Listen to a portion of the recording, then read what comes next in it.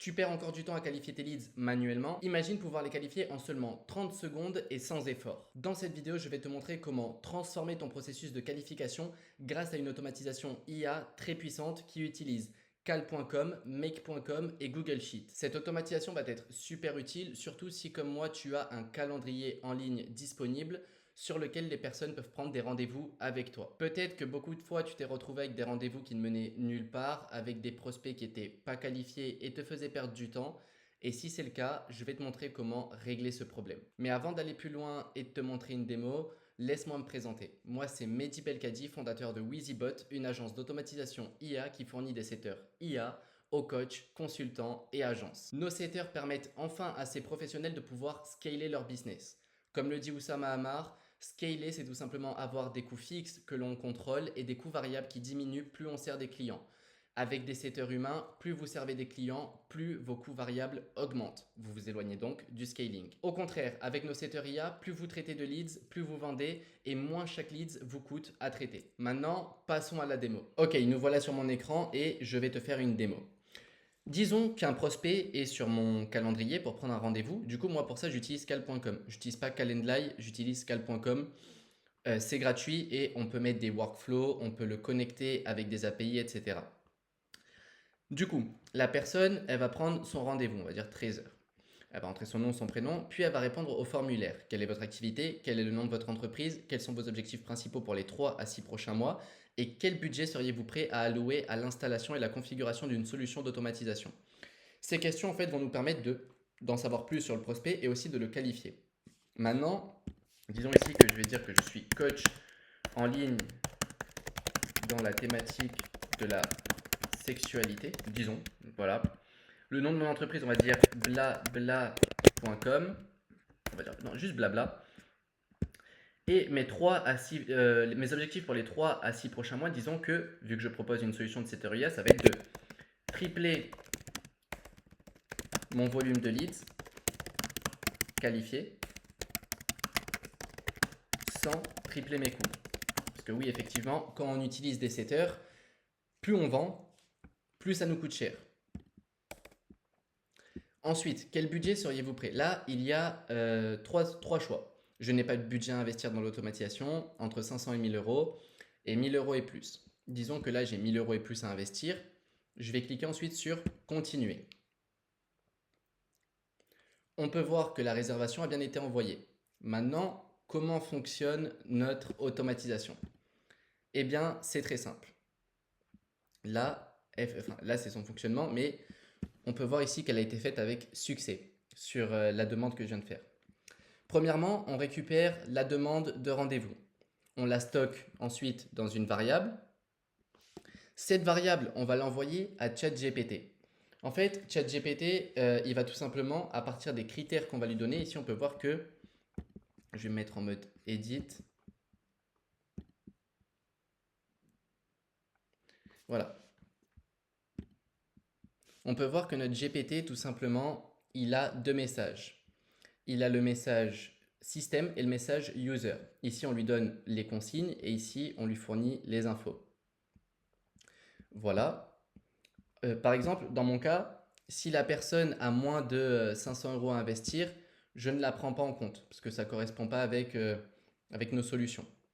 Du coup, si c'est pour prendre un call et que la personne n'ait pas le budget, ça ne sert à rien parce qu'elle va perdre du temps et nous, on va perdre du temps aussi. Ensuite, on va dire à GPT de nous répondre si oui ou non le prospect est qualifié. On va venir stocker ce oui ou non dans une variable et ensuite on lance un routeur. Ce routeur, c'est très simple. Ici, on met une condition. Lead qualifié, du coup, si cette variable-là, on peut la voir, hop, elle clignote juste ici, est égale à oui, du coup, il est qualifié.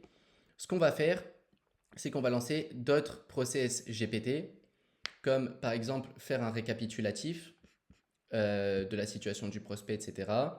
Ici, on va formater la date pour l'avoir dans un bon format et on va venir mettre à jour un Google Sheet. Puis dans la foulée, on va venir créer l'événement sur Google Calendar. Là, je viens de prendre un rendez-vous et on peut voir que ça vient de s'ajouter Wheezybot, nom d'entreprise blabla, email wheezybot@gmx.fr. Date de l'appel, ça c'est la date à laquelle j'ai réservé. Et ici, c'est le récapitulatif. Du coup, ce que je disais juste ici, Bah, ça nous le met là. Wheezybot souhaite une consultation pour explorer comment nos solutions d'automatisation IA peuvent l'aider à tripler son volume de leads qualifiés dans le domaine de la sexualité sans augmenter ses coûts, tout en respectant son budget de 1000 euros et plus. Ensuite, on voit que l'appel il est en pending, du coup en attente. Et ici, on peut savoir du coup si le client il est devenu client ou s'il n'est pas devenu client après le call. Et si une personne du coup n'est pas qualifiée, ça va tout simplement envoyer ici, du coup on peut voir le filtre, est égal à non. Ça va tout simplement ici refuser, on peut le voir, hein, refuser l'appel et envoyer une raison à la personne en lui expliquant que nos solutions ne sont pas adaptées à son budget et que on n'a pas envie de lui faire perdre du temps, quoi.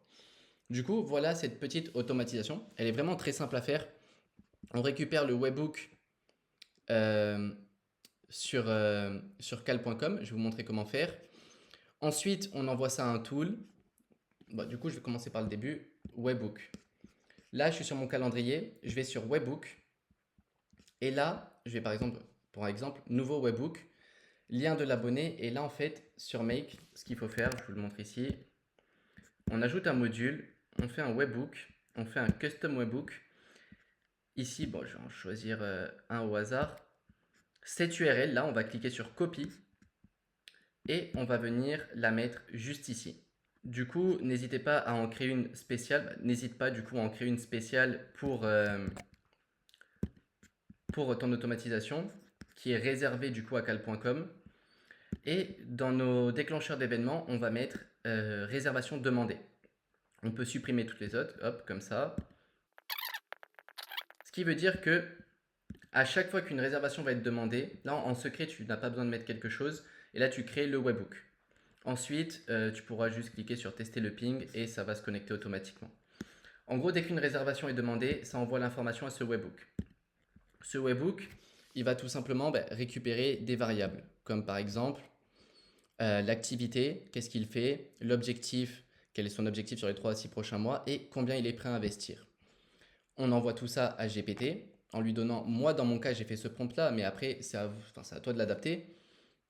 Moi, je lui dis, tu es un assistant chargé de qualifier des prospects en fonction de leur réponse à un formulaire de consultation gratuite. Critères de qualification, le prospect doit indiquer un montant d'investissement minimum. Si le prospect répond à ce critère, répond simplement oui. Si le prospect est en dessous de 500 euros, répond uniquement non. Ne donne aucune explication supplémentaire. Ensuite, ici, on lui met, voici les réponses du prospect, montant prévu pour l'investissement. On lui donne le montant. Et on lui dit, indique si le prospect est qualifié selon le critère défini. Quand je dis le critère défini, c'est juste ici, critère de qualification. Ensuite, ça va envoyer une réponse qui va être stockée juste ici. Et en fonction de cette réponse, on va avoir deux routes différentes. Si oui, il est qualifié, on accepte directement le rendez-vous. C'est-à-dire que je n'ai pas besoin de perdre du temps à aller tous les jours, vérifier combien de rendez-vous j'en attente, regarder les questions, accepter. Non, j'ai plus besoin de faire ça. Ensuite, ici, on fait notre récap qu'on va venir mettre, comme on l'a vu, sur notre Google Sheet. Ici, on vient formater la date pour qu'elle soit bien mise à ce niveau juste ici. Et on vient mettre à jour le Google Sheet. Une fois que le Google Sheet est à jour, on crée l'événement dans le Google Calendar. Dans le Google Calendar, on peut aussi mettre le résumé. Par exemple, si ce n'est pas toi qui prends les calls de consultation ou les calls que tu prends, que tu as quelqu'un, tu peux lui mettre un résumé de la situation de la personne. Le même résumé qu'on a mis sur Google Sheet, tu peux venir en plus l'inclure dans ta description de l'événement sur Google Calendar pour que la personne qui va prendre le call sache à quoi s'attendre. Si la personne ne correspond pas à nos critères, simplement, on va lui envoyer, on va refuser la demande de consultation et on va lui donner une raison. Je vais montrer un exemple de ce que ça donne quand une personne se fait refuser.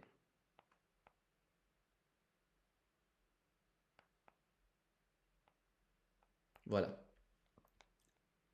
Quand une personne se fait refuser, on peut voir votre événement planifié a été annulé. Voilà.